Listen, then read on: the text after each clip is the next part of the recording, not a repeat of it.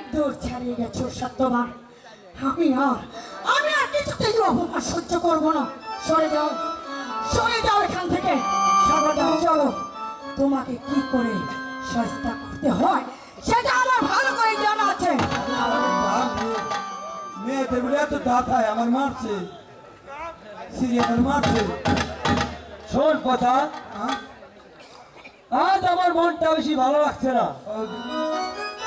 আজ তোদের সকালের স্কুল ছুটি। এই, তুই ওই কথা বললি কেন? এখন স্কুলটা বন্ধ করলো। বন্ধ করছে? হ্যাঁ, আমার মারলো কে? আমার মারলো? মেরেছে, বেশ করেছে। তুই বললি কেন? চারজ বলেছিস বলেই তো স্কুল বন্ধ করে দিয়ে গেল। আমার জন্য? হ্যাঁ, তোর জন্য। আমার কথা জন্য? তোর জন্য। আমার জন্য আমি আয়, তুই এখানে আয়। তোকে কি করে সাহায্য করবি? এই ধর। এই আবার আমাকে পুরো আমাকে চলে আয় তাড়াতাড়ি। হায় হায় হায়, করে কি? ওই একটা এরা গরু ভেড়া ভেঙ্গে, ওই একটা এরা গরু ভেড়া ভেঙ্গে ভেতর গাছে লুকাইছে রে লুকাইছে। ও রাত্র বেলা বউ আমারে বালা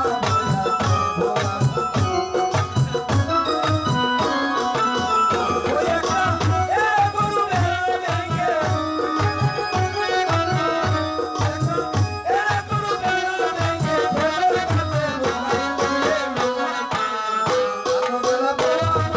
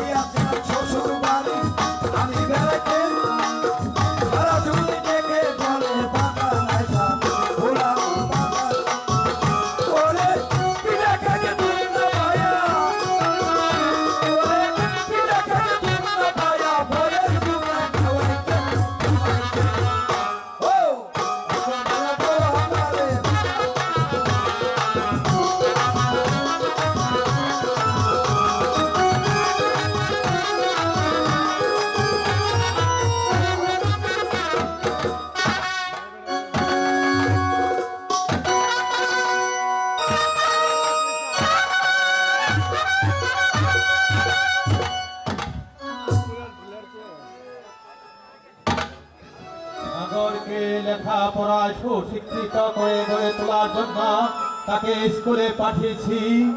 কারণ সাগর ভাষাই হবে দিন ভবিষ্যতের এই শান্তিপুর রাজ্যের অধীশ্বর। কিন্তু আজ এখনো স্কুল থেকে ফিরছে না। এর কারণ যে আমি কিছুই বুঝতে পারছি না।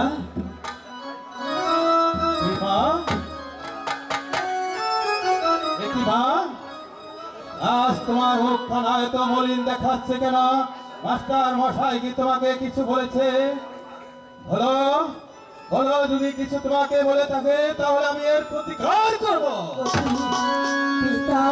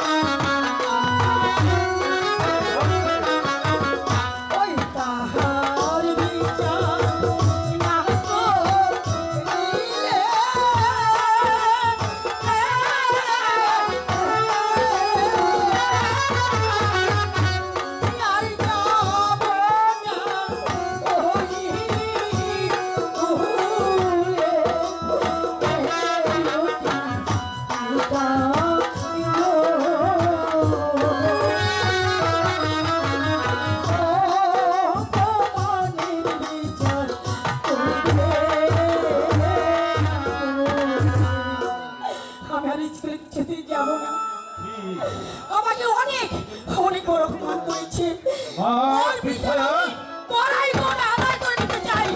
ডাকুন সত্যবানকে। বিষয় তোমার কথা শুনে আমার রক্তে আগুন ধরে গেছে। না না না, এই সত্যবানের এই উত্তত্তকে আমি কিছুতেই মেনে নেব না। আমার এই সামান্য চাকর হয়ে আমার পুত্রকে করেছে অপমান। না না, তার এত বড় নিষ্ঠুরতা আমি কিছুতেই মেনে নেব না। আমি এখনই এই মুহূর্তে কঠোর থেকে কঠোরতর বিচার করব। এই সত্যবানকে এখানে পাঠিয়ে